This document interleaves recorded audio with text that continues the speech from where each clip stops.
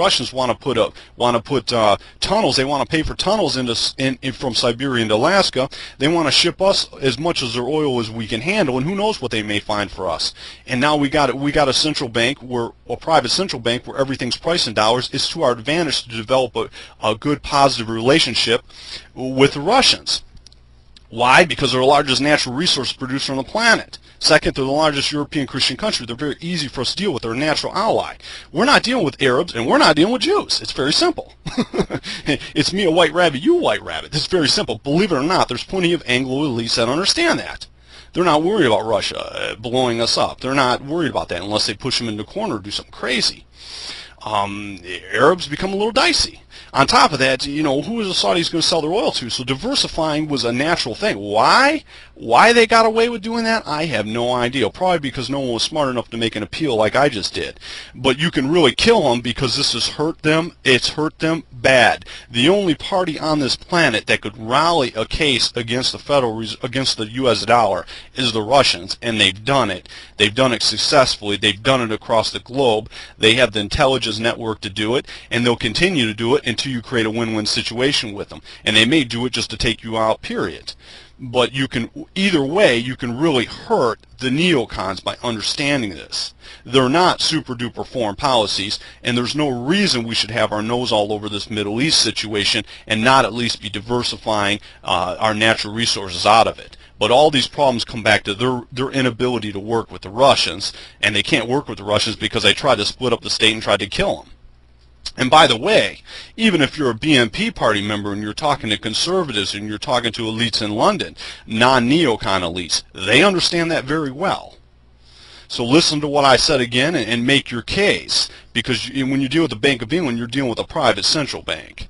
Yeah, they're not issuing true currency. They're loaning money. And we need to understand the difference and not get, I'm not an economist, so obviously, in my opinion, it seems like we do very well under this states type of central bank where we don't have any debt.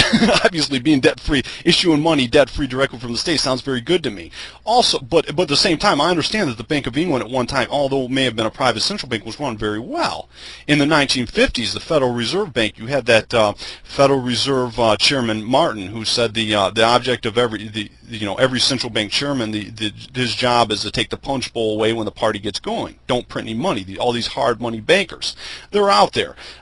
So there has been times when you had private central banks that there wasn't a lot of debt going around. They weren't printing a bunch of money, and when it comes down to federal, they have a huge advantage. And the neocons pretty much blew it out the window. They blew it out the window not because of their treatment of the Chinese, because the Chinese can't do anything without a lot of help, but Russia killed us. And you can kill them by pointing this out over and over again, that they're neocons are stupid animals. I mean, how could you drop the ball on something so simple? The Russians are offering to pay to run a pipeline, to run actual tunnels underneath Siberia. It's only 65 miles. They've had this plan since one of the czars, apparently. And Putin offered as late as 2006. So let's do more natural resources deals. Give us win-win situations. Maybe they want a deal like the Saudis. The Saudis are allowed to buy treasury bills and they're allowed to invest in certain areas of American industry. Well, who cares? Russians are all European Christians. Let them come in and invest in it. Let them recycle their petrodollars, as we'll call it. That's what they call it in Saudi Arabia, petrodollars. Let them recycle it into the American economy.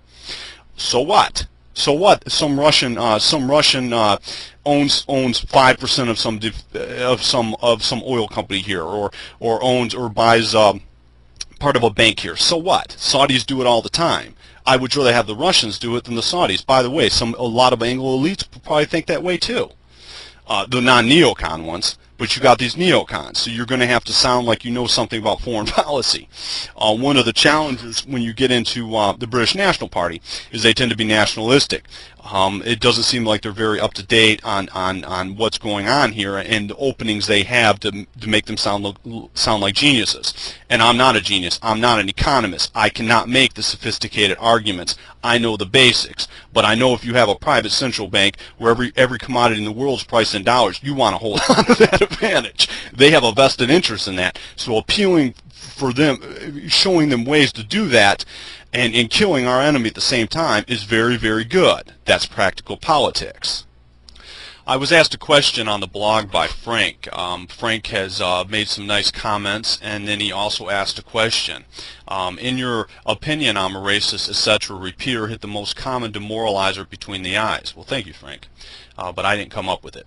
How about showing us some repeaters that attack or redirect enemy energy flow from demoralizing enemy talking points like white supremacist, anti-Semite, hater, white nationalist, neo-Nazis? I hear those in play as often as racist. Yeah, they're all forms of wordism, but how about some approved repeaters that specifically target them?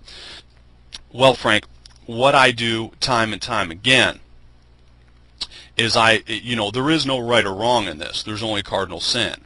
Cardinal sin is not going into mantra type thinking, and not, in other words, not mentioning genocide, or not getting in a position to hit them with a mantra or something based on that.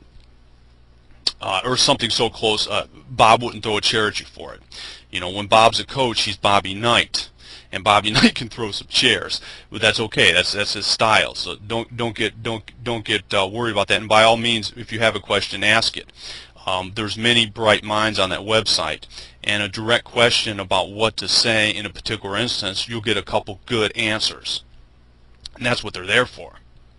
And they do it every day, all day. And but you're asking me directly on what I do. I always do the same thing over and over again. I say, in your opinion, I'm a white supremacist. You're just saying that because I'm white. White supremacist is just a way to stigmatize white people who don't want to be genocided or don't want to be blended out of existence. And what they will do time and time again, depending on how you do it, in your opinion, I'm a hater. You're just saying that because I'm white. Hate is just a word used to stigmatize white children who don't want to be harassed endlessly over this stuff. What they will do time and time again is they will try to prove it's not their opinion. As soon as they do that, you point out the obvious. No one's flooding Mexico with non-Mexicans. And no one says there's a race problem in Mexico and flooding Mexican with non-Mexicans and trying to give them affirmative action, special rights and privileges in an attempt to blend them out of existence. No one's flooding Japan with non-Japanese and giving them affirmative action, special rights and privileges and attempting to blend them out of existence. No one's flooding Africa with non-Africans and giving them special rights and privileges and free health care in some attempt to create some blended humanity. Only white children are being targeted like this. Only white countries are doing it. Only white leaders are pushing it. It's genocide.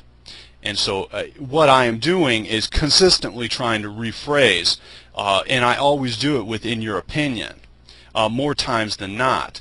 When it comes down to anti-Semite, there are many different approaches. Bob's is hardcore, what Bob did, what I mentioned Bob, doing, by saying, affirmative, yes, I am an anti-Semite.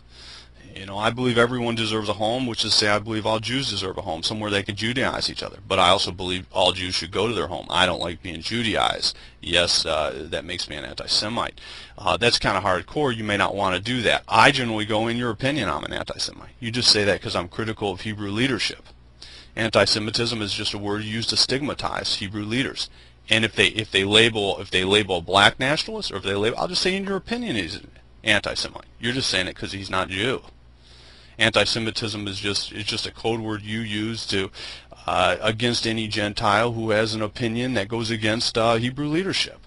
Just say, for what it's worth, I'm not. I always say, for what it's worth, I don't dislike you for being Jewish. I don't dislike you for Judaism any more than I just dislike a capitalist for being for capitalism.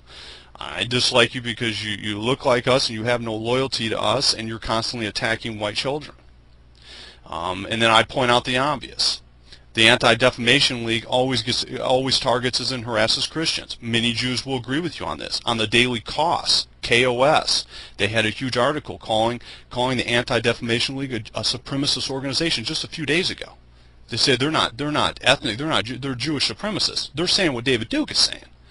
I point out the obvious. The Anti-Defamation League has not, in one time, to my knowledge, attacked Christians in Korea. They've not attacked Christians in Africa, which is the largest growing Christian community in the history of the world. They've never once attacked Christians, to my knowledge, in Latin America. They attack Christians in only European countries.